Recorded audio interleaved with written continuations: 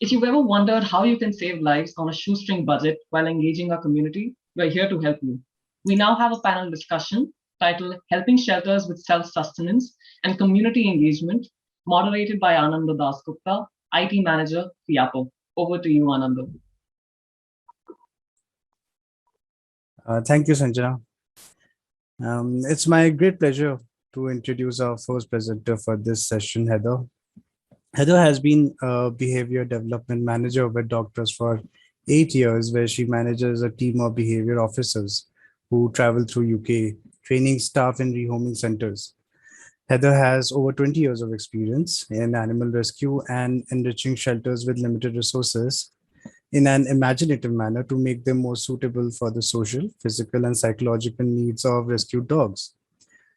Today, she would also be sharing pointers for organizations working on adoptions on how to do assessment of homes while considering rehoming of man's best friend. Our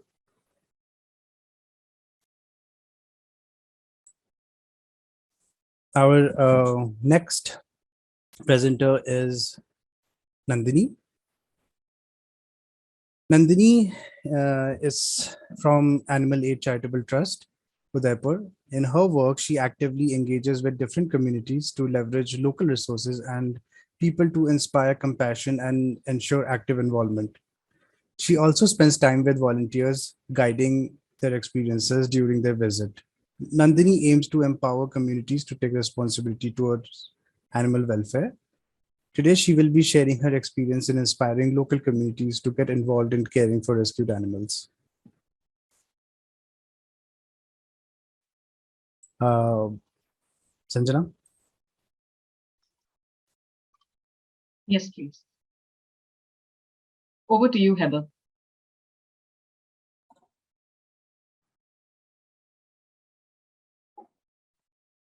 Hi, welcome to Enriching Shelters on a Shoestring Budget. My name's Heather Wren, and I'm the Behaviour Development Manager for Dogs Trust. I've been asked to talk to you today about how we can use enrichment without spending a lot of money. So I'm going to cover what I mean when I say enrichment, how we can create shared spaces where dogs and people can spend enriching time together, and we'll talk about the additional benefits those shared spaces could bring to your shelter. So when I use the word enrichment, I'm talking about learning about an individual dog's needs and then structuring the environment to be able to meet those needs. And when we enrich dogs' lives, we're often able to promote natural species-specific behaviours like hunting for food, digging, playing, things that might be internally rewarding to a dog. Also, by providing enrichment, we often give dogs additional choice and control in how they spend their time and where they're going to put their energy and what they're going to do with their time. And feelings of choice and control may help to reduce down stress or distress felt by dogs in our shelters. We might also be able to offer enrichment that increases social opportunities. And when we provide these three things, the ability for natural behaviour, increased choice, increased social interaction, we usually then see a reduction in unwanted or abnormal behaviours. Enrichment, we can really kind of boil down to these two types. We've got animate enrichment, where a dog can spend time with a live being, whether that's another dog or a person, depending on the individual dog's preference and previous experience of how they like to spend their time. Or inanimate enrichment, where a dog will have items, toys, things to interact with, climb on, climb in. And actually, we can create within shelters shared spaces where enrichment can happen that will bring together both of these categories and allow dogs to spend time with people, groups of other dogs, or on their own in an enriching place. So how do we go about creating these shared spaces for enrichment without having to spend too much money? Well, I'm going to use an example to illustrate this to begin with. This is a compound at a shelter in Poland where dogs could spend time. This was before work was done to turn this into a shared enrichment space. And we can see it's fenced, it's secure, which is great. There's some mature planting and trees providing lovely shade. But other than that, there's not a huge amount for dogs to interact with. So the team gathered some materials, things they could reuse, recycle, things that they had around the shelter that could be reused, and a small amount of budget was spent on new wood and other items. And then the team got to work creating and building. And here we can see a member of the team is working on the bottom of a platform where 2 barrels have been also used, where dogs could climb through them, lie in them to get some shade, and then it's also being turned into something they can climb on. And now we see this space beginning to change, have different dimensions, different things a dog could climb on, interact with, play around. And actually the space was turned into this area where dogs and people were going to enjoy spending time.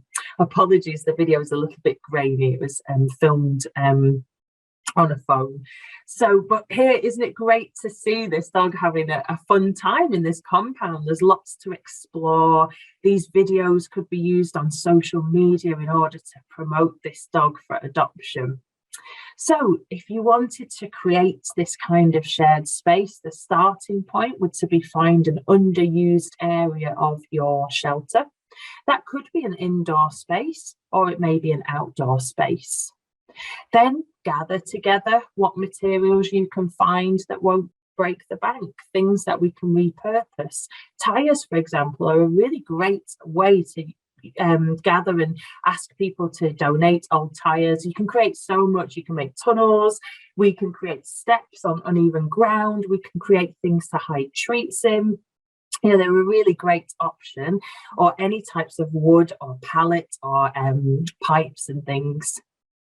And then take some time to brainstorm as a team, making sure safety is at the front of our mind, that we're providing shelter or shade, for example, that there's the opportunity for water, even if that's just drinking water rather than something a dog could paddle or bathe in, and having areas that a person could sit down just to rest or relax. And then you'll need a team of people who's going to help you with this. Will this be volunteers? Will it be staff? Will you be asking for help from the community to come and donate time to create this space? Here we can see this is a rescue in Hong Kong, and we can see some volunteers working with some vet staff to create some platforms for a group compound that some dogs were living in, providing places to rest and some shelter and shade. Now, when we create these spaces, we could concentrate on dogs' senses in order to provide experiences that are very sensory for a dog. So in a small area, we could, for example, have something for scent games where we could hide items for a dog to hunt. So just straw bales being used here. They're also really great for people to sit on. We might be using taste, so providing some food. Here we have a dog with some ice cubes on a hot day. We might spend some time sitting on a bench and reading to a dog, providing a little stack of books for volunteers to read out loud. Research shows that that will encourage resting behaviour in dogs who hear people reading. We may be able to think about colour and using it to create really fun spaces. Dogs might prefer colours on the cooler end of the spectrum, blues and yellows, for example. And we might want to use tactile, the touch, give them some opportunities to dig. This is just a big plastic box sunk into the ground with sand that we can hide toys in or treats for a dog to dig for. The beauty of that is you can just put the lid on if it's raining or the weather's bad. When we think about senses, we can also use planting to have beautiful smells. There are lots of safe plants that will also create amazing scent and visuals for people spending time in those areas as well. Now, there is a benefit to creating these shared spaces, and it's not all about the dog. We could also use the space to increase engagement with people. Having innovation and innovative, interesting spaces in shelters actually has a number of benefits. This recent study from this year found that Innovative spaces can increase engagement, maximise adoption opportunities, and also help reduce caregiver burnout for staff and volunteers having a peaceful place to spend some time with a dog. And when we look at research from the zoo world, who've been providing enrichment opportunities to animals, actually enrichment seems to also mean people will spend longer in a space where an animal has enrichment, talk to each other more. And this recent study from this year found that, enrichment doesn't have to look pretty or be expensive for people to think that it's good for animals. Actually, people care about how animals are interacting with enrichment rather than it looking very expensive and beautiful. And there is another engagement benefit of having these shared spaces. We at Dogs Trust use pictures on our social media all the time. Here's a dog spending time in an enriched compound. He looks fun and positive. And these type of positive images can increase engagement and actually mean people are more likely to visit your shelter because they think it's a place that provides fun, good welfare for dogs. So at the point of adoption, how do we try to get people to continue to enrich dogs that they take home? Well, if adopters can spend time in these enriched spaces with the new dog they're going to adopt, maybe we would start a habit that they will continue on to their home. You could provide additional information on your social media, or if you have a website of things that they can do at home, and really sell the benefits to them. Enrichment and spending time with their dog will improve their mental health. Feelings of oxytocin, that's the love hormone, might improve their physical health, and it's not going to break the bank for them either. Simply reusing things like cardboard boxes and tubes to feed your dog can provide really amazing enrichment opportunities on a budget. So to summarise, shared spaces where we can provide animate and inanimate enrichment in one area by repurposing and recycling materials could actually give great enrichment opportunities and welfare for dogs and increase engagement with the community and provide enrichment ideas to a new adopter. I'll just pop up some references that I've used to bring together my talk and the research papers that I looked at to get some information to reference my points. And I'd like to thank you very much for listening today, and I'll see you in the Q&A. Thank you, Heather. I'm sure a lot of us have got some ideas on how to improve our shelter spaces on a small budget. Our next speaker for this session is Nandini Singh from Animal Aid Charitable Trust, Udaipur. Over to you, Nandini.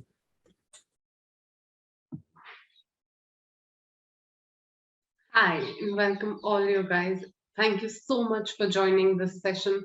It is an extreme pleasure to be talking and interacting with all you guys. Unfortunately, it's a real bummer that we could not do this session face to face and have a beautiful exchange of ideas and have conversations, hopefully next year. But we are extremely delighted to still meet you like this and have a conversation. My name is Nandini, and I'm from Animal Aid Charitable Trust. We are a rescue organization working since 2002 in Udaipur, Rajasthan. We have been fortunate enough to run in 20 years with the help of the local communities and the volunteers that come in.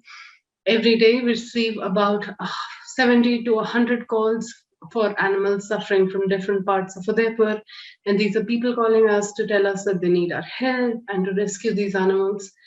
Today, the topic that I will be talking about is exactly the same, involving the communities and the volunteers more in the process of animal rescue and seeing how we can spread the overall message of animal welfare to more and more people and getting everybody, or rather more people, involved in the process of it.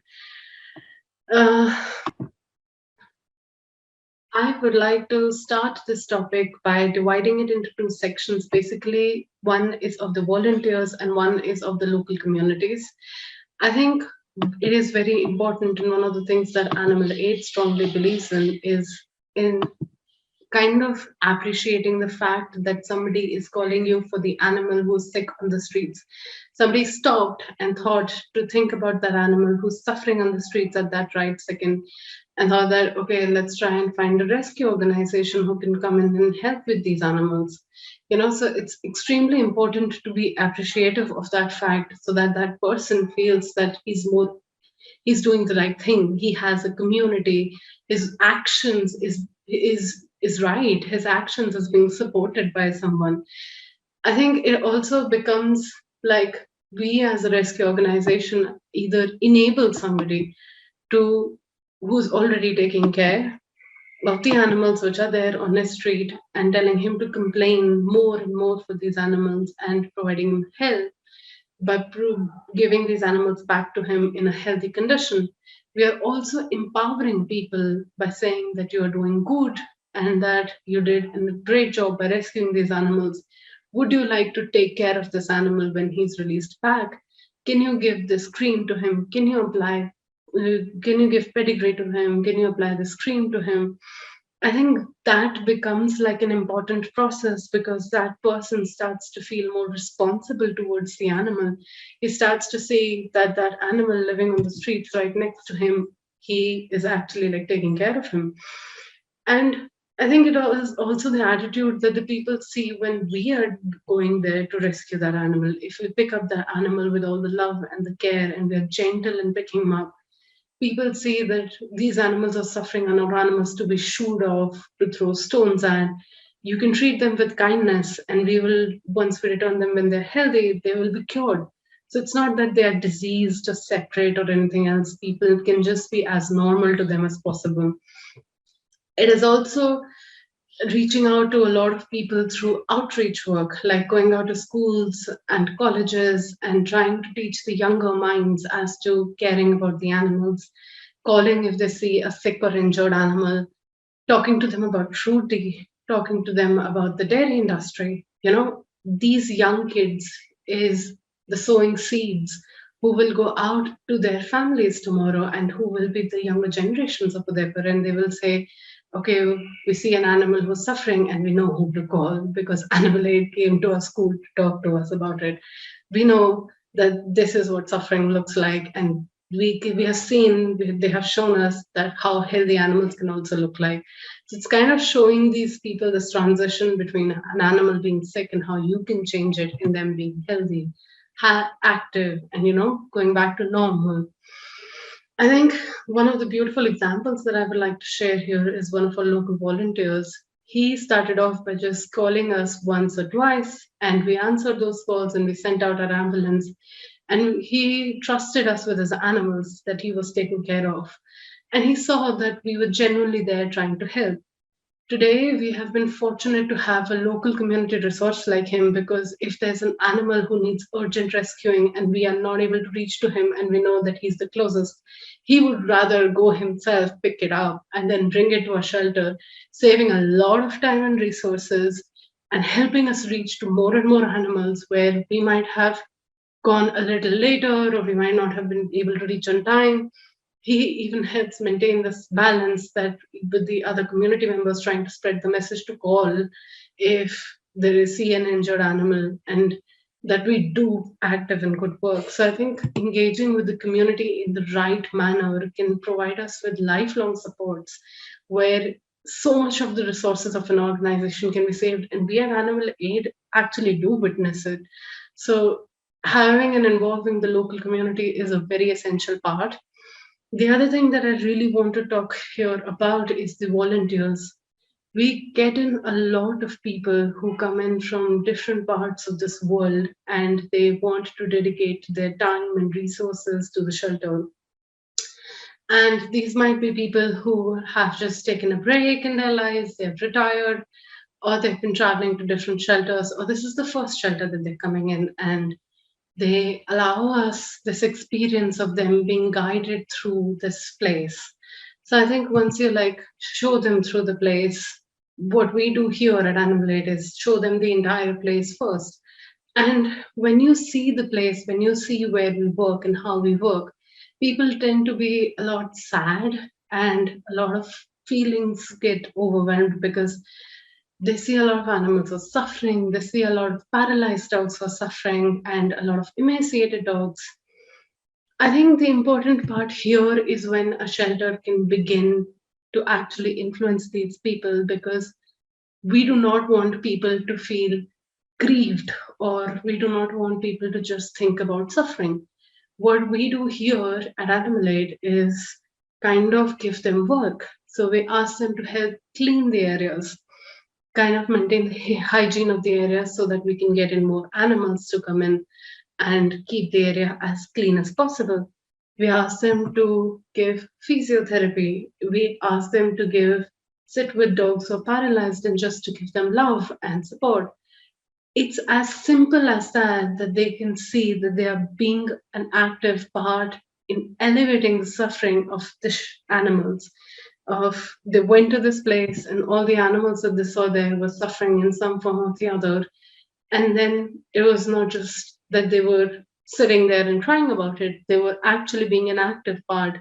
And the animal was happy. They see the animal recover as they go through the days in our shelter. And I think that's one of the most empowering thing that only a shelter can actually provide with them. And it's not that we always get people who agree with our ideologies. We always get rosy pictures. We also get a lot of people in who do not agree with our ideas. Say, for example, the idea of veganism. A lot of people do not agree with the idea that what vegans follow. But I think when they come to the shelter, we ask them to feed our orphan cows and just be their foster moms. And a lot of these people, even when they don't agree, they start relating and start developing an affection towards these cows. These cows nudge them for milk. And at the end of the day, the idea behind the volunteering program is not to have fan club for your organization. We at Animalade do not believe in that. What we want at the end of the day to happen is that these people, no matter where they go and which part of the country, city, world they are able and they think that they can do something for the better animal welfare of the world. They can be enabling people who think that they have the power to change something. And I think that's the message that is very important for all shelters to consider, is that we can work in isolation. All the shelters can work in isolation, but there is only certain amount of help that you can reach. If you are working just on your own and you don't have any sort of support and you don't believe in communicating with people, the more and more people who join your cause, and your cause is the greater cause of animal welfare. It's not the ideologies, it's not anything else. It's about general well-being of the animals which are here. And I think we need more and more people to come in and join that. And this I'm saying on behalf of everyone here at Animal Aid, that it is important that we do not judge people who come in.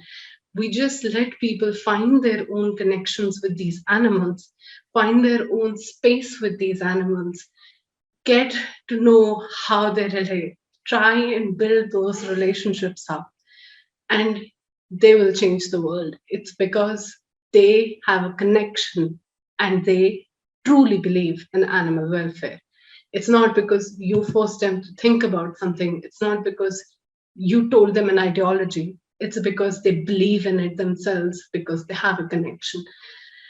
We really, really, really hope that by the end of this COVID period, we could go back to having all our volunteers. It is such a dearth. We miss so much. It's like a hole which is never filled when we don't have the volunteers in here. The love, the support, the ideologies going around, the ideas that they have, then and the back and forth conversations. It's just something that we genuinely miss. And I really hope that you guys will come up with all your questions and your answers. Share whatever you have to, and reach us out on email, reach us out even after this conversation and after this conference. You can email us, we'll share it at the end. And let's have more conversations, let's have more people. And whenever you have time, come. We'll always welcome you here at Animal Aid. Thank you so much, guys.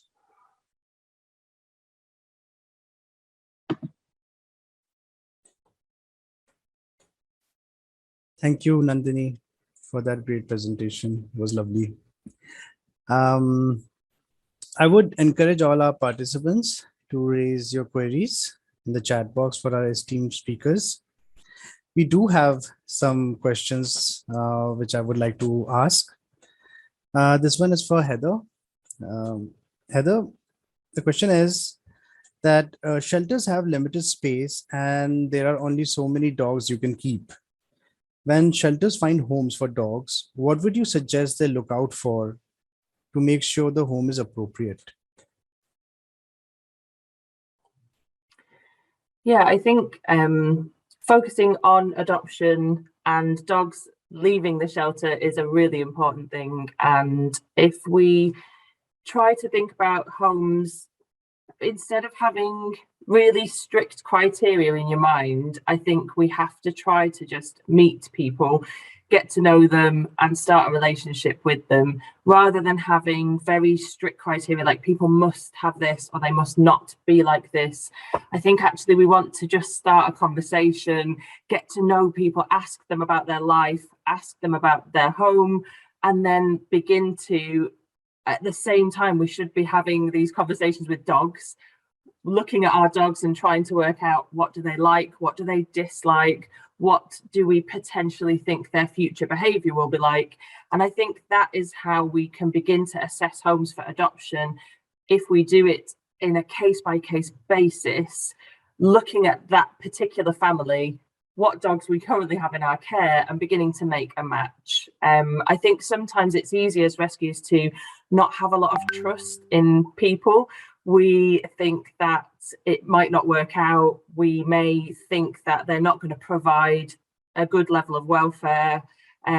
However, I think we have to try to open a conversation with people, talk about the future, and try to match on a very individual basis. And if you don't have the right dog for them at that time, it's just about starting a relationship with that person so that they will come back at whatever future point, and hopefully you will find a dog that will suit their home.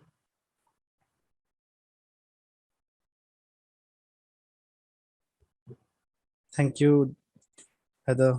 This one is for you, Nandini. How do you build regular and repeat volunteers, and how do you encourage them to keep coming back and volunteering and donating? I think what you need to do first is kind of help them build a relationship with your shelter. I mean, nobody is going to come back unless and until they feel like, yes, this is a space where I can come and I can be myself and I can have I can just sit with the dogs, for example. Like the first thing that people want to do is just go and sit with the animals sometimes. Sometimes it is people who want to come and work and they feel their worth to be in that when they're actively helping and cleaning in an area, or being a physical member in doing something rather than just sitting with a dog. So I think it's about, rather focusing on getting that person back, it's about the experience that you give him right now when he's here at your shelter and how he takes it forward. It's about asking him, like, say for example, sometimes people want to have conversations, they want to sit down and they want to talk about veganism, they want to talk about how you take care of these animals. It's about actually being in that neutral space where you don't judge that person as to what he's coming with. So when you are going and dealing with people, don't be like a biased individual where you have your own things. Like sometimes you need to keep yourself aside to address what people are coming with. And I think if you give them that sort of space, it kind of builds a relationship with you. So when they go back, when like it's their last day, we used to have a small chai party is what we used to call it. So having, those spaces where you are appreciated and thank you for coming in, and just having that relationship and hope you come back. And you cannot ever guarantee that they're going to come back is what I'm trying to tell you. What I'm trying to tell you is that you can guarantee that their experience in the shelter is good enough that they feel like coming back, So I think building on how they are here and providing them with that sort of space is the key to going forward and making sure that they do come back. Because I don't think there's a script, there's literally a line where you can say, if you follow this, they're going to definitely come back. So just kind of building upon that. Thank you, Nandini. Continuing from that itself, I wanted to ask that many people who have seen animal cruelty and are emotionally hurt because of that, would you suggest that they work at a for as a form of residential therapy, work at a shelter to heal themselves, working with animals? I think it can go both ways because, as far as I understand this, is that if you have seen cruelty and you come and work in a shelter, it can also push you back a little sometimes because you see more animals who are suffering. It's not like a shelter has like a shelter like us where we get so many animals in and there's so much pain. It can really push you back to think that, oh my God, wherever I go, there is suffering. And it can also be another sort of thing where you can see that, okay, they're suffering, but they're also healing, you know? So I think I don't think that there's necessarily that. I think what a person needs to look at is how much they want to be an active member, in the sense that if they feel like, okay, I have witnessed a cruelty and I want to actively now change animals and their ways of seeing it, do come to a shelter. And I would always recommend coming to a shelter, because come to a shelter, see how they work, and see how you can be productive if that cruelty has really, really affected you. And that is going to be a very good way of you to see change in the atmosphere. So I think that coming to a shelter is a sure, short answer, but don't come to a shelter. Don't push yourself to that limit. If you think that you are going to come to a shelter and be more depressed about the situation, come to a shelter to educate yourself, is what I'm trying to tell you, in terms of the experiences, in terms of how you can contribute better, but also don't push yourself to that point where you get more in the shell that everything is sad and depressing. So kind of in between point there. Thank you. That was very concise. Heather, I have a question for you. Heather, can you share your importance of how do you differentiate now enriching lives and just saving another dog, or just enriching the life of a dog, considering that shelters are so packed? How do you differentiate that we just keep taking another animal for protection and just saving it, but then if it's completely full, a shelter is completely full, we're not able to give it a good life? So where do we make that choice, that call? Yeah, and that is so difficult, but I think it is something that as rescue organisations we have to reflect on. And I think we need to be providing really great welfare to the best of our ability for the animals in our care, because we have to be sure that we're providing a good life, a life worth living for every animal that we touch, and that every animal that comes into your shelter, we have to still provide the best welfare we can. And adding more and more animals will reduce down the ability to provide bespoke individual care to dogs and get to know them, which then helps us to find homes for them in future. So I think it's about finding balance and trying to ensure on reflection that we're able to offer an enriched positive life for every animal. However, unfortunately, the world that we inhabit sometimes means that when we give to one, we can't give to another. But I think once an animal is in your care, they have to be your first priority. And we have to be able to provide them a life that they want to live.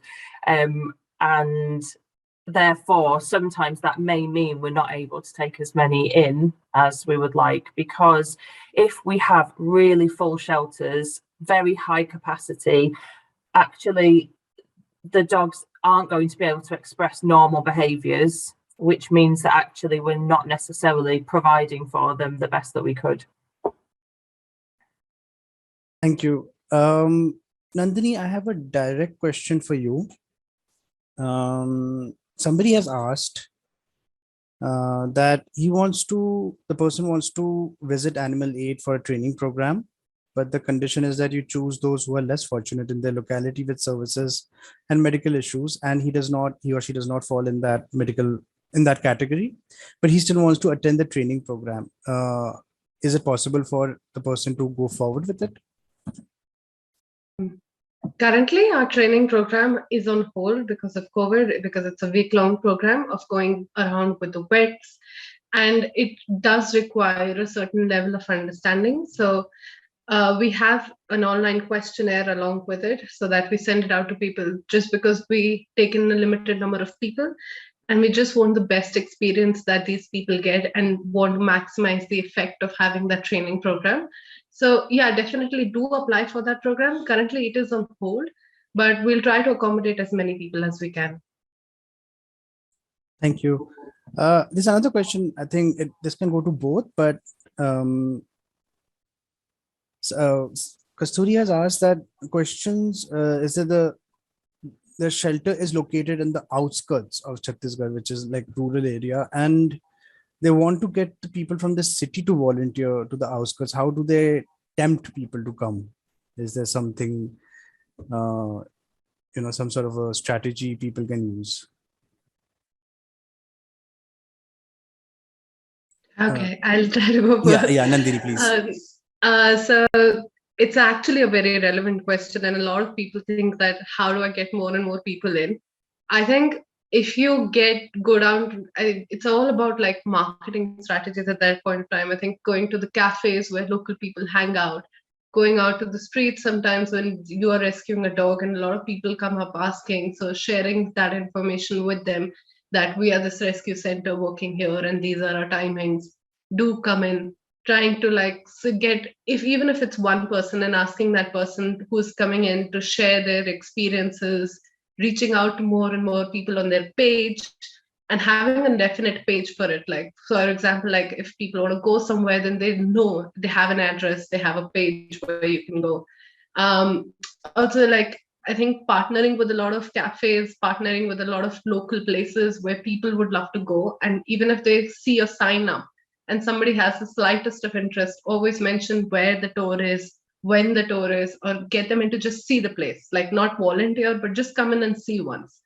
That helps people to like go a long way forward in coming back and saying, okay, I want to volunteer now.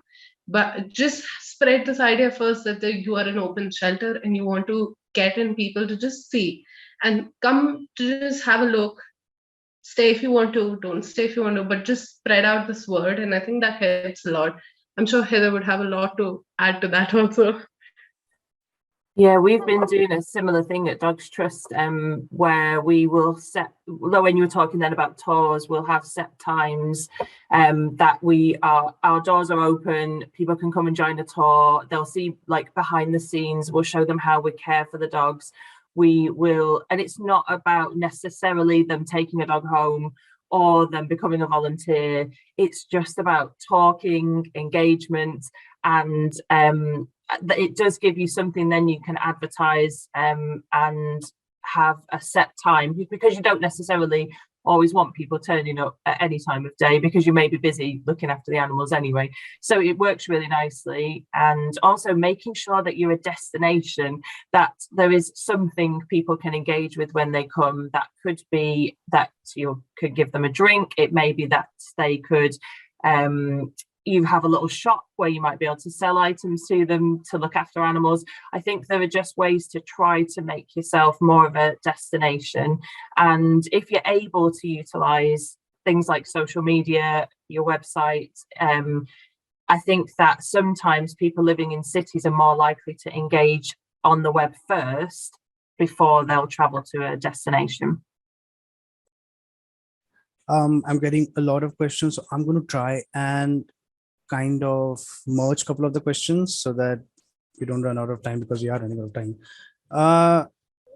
One of the questions which I'm consistently getting from multiple people is that people who run shelters, I personally have seen this, that a lot of people dump injured animals. And it's a basic economic policy that resources are limited. So how do they're asking, how do they say no politely? Which is, what would you say to these people to say no politely? I'm sorry, this question goes to both actually.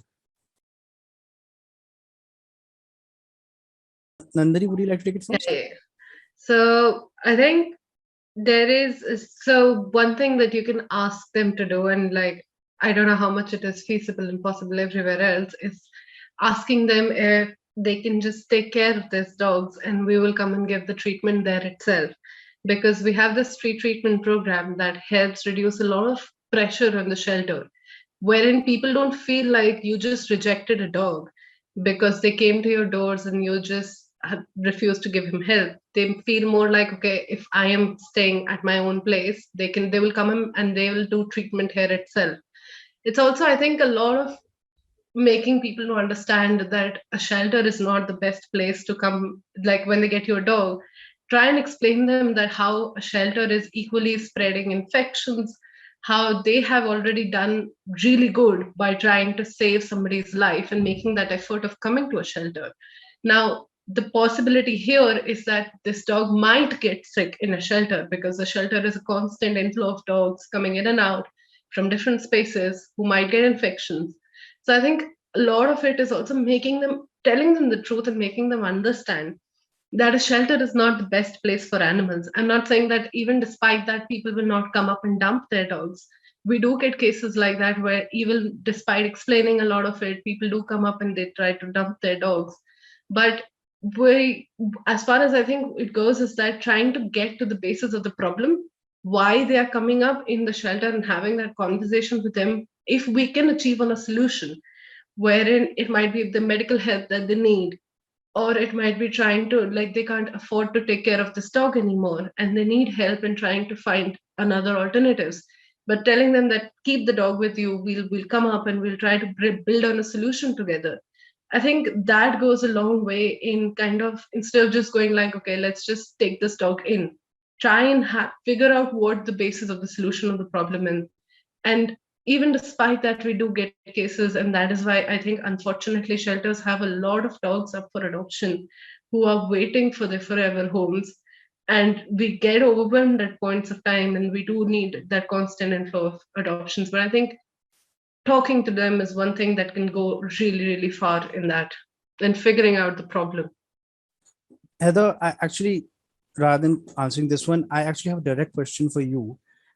Somebody wants to know, what would be your best suggestion to enrich a dedicated space for disabled dogs? Yeah, it's a great question. I think that, well, the number one suggestion would have to be about not built, because a lot of enrichment in the photographs that I've shown, you've seen a lot of different levels and the ability to climb on things, and I think naturally that would not be the best choice if we were trying to create a space just for disabled dogs. I think we have to look at the surfaces. We're looking for things that are non-slip.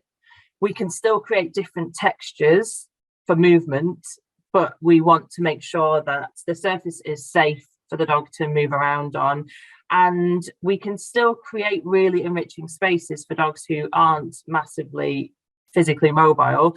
We can do that by providing it in actually a smaller space.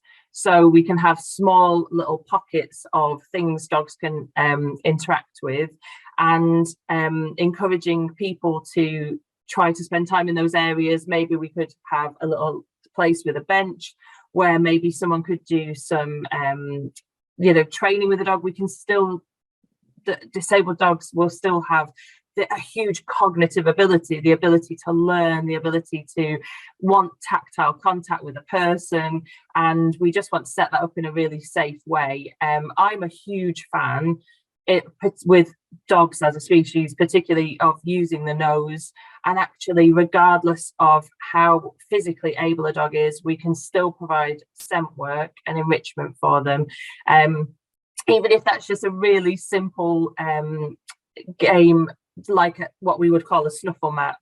You don't have to be moving around to engage with that. You can still get lots of really amazing enriching time between person and dog. And actually, I think probably we need less physical footprint if we were creating a space just for disabled dogs.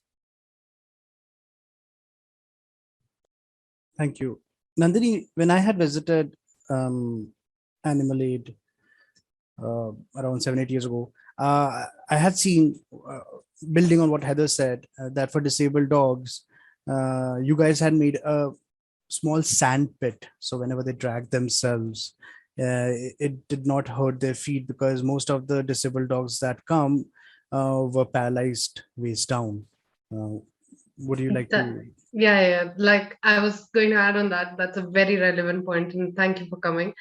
I think one of the ways that we here at Animal Aid take care of them not getting drag sores is putting down sand, and the softer sand, because these dogs, if you put them on hard surfaces like marbles or anything else, which would be perfectly fine for an able dog, but for a disabled dog, they end up getting pet sores. They might, oh god. I think we're having a bit of technical problem with Nandini. In the meantime, Heather, you had mentioned about plants. Is there some sort of plants we should avoid planting, which might be dangerous for our fur kids?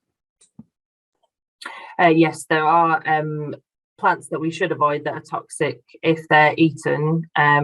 We have on the Dogs Trust website, if you type, there's a search function. If you go to our website, dogstrust.org.uk, and you type in the search, we have a list of plants to avoid if you were creating a sensory space. Nandini, are you back? You was saying. Yeah, I'm here. So sorry. No, it's all right. You were saying about the sandpit.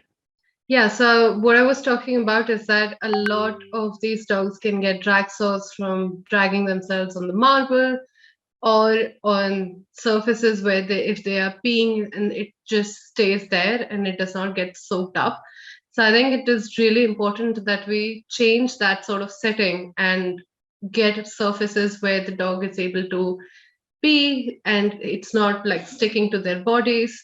It is also important that these dogs are able to find a space where they are, even if they do move around and they are going around, it's not harming the lower portions or any other portions that they're dragging, and it's easy for them to get up and move. So I think sand goes a really long way in making sure that these dogs are safe and are able to move without injuring them the most or causing them urine scalds or any other sort of injuries like that. Okay, so we are running out of time, and though I have tons of other questions because you guys were so amazing.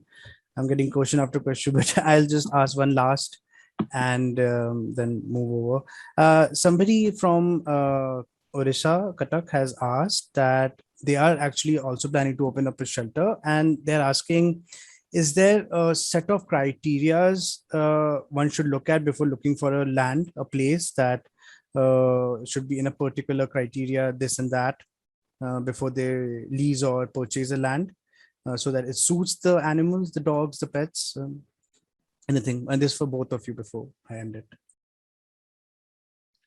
For me, I think that any sort of space can be converted. So it really does not matter that you are taking a certain type of space for the dogs to be in. Do consider whether people there have a problem with the shelter being around, just because you might get a lot of people objecting to there being a lot of dogs or howling, anything like that. So I think it's a very relevant question, but to think about your settings and if people around don't have an objection to the shelter being there, rather than considering the space as much, because you need, obviously, and you need water, you need, so make sure that you have good access of water and you have open spaces. Anything else in the space can be changed, is what I'm trying to say, that you can convert the space howsoever you want to, but just make sure that it falls in the right categories of people and you don't face much opposition in trying to buy a shelter. In any which ways, it is going to be difficult. It's not going to be an easy task to go and buy land for a shelter. So you are going to face a lot of hurdles in that. But the shelter itself, you can create howsoever you can like. And I'm sure Heather will have a lot of ideas to make that space more productive. Yes, Heather, this is your sphere of expertise, please. I completely agree with what Nandini was saying about it's being more important that you find the right people around the space rather than necessarily having to have a set criteria. As long as things are accessible, safe, you've got water, everything else actually we can create. We can build shade, we can build things that will reduce noise, because actually I think when you begin to look at how you can adapt that space, we want to try to reduce any potential disruption to the local community.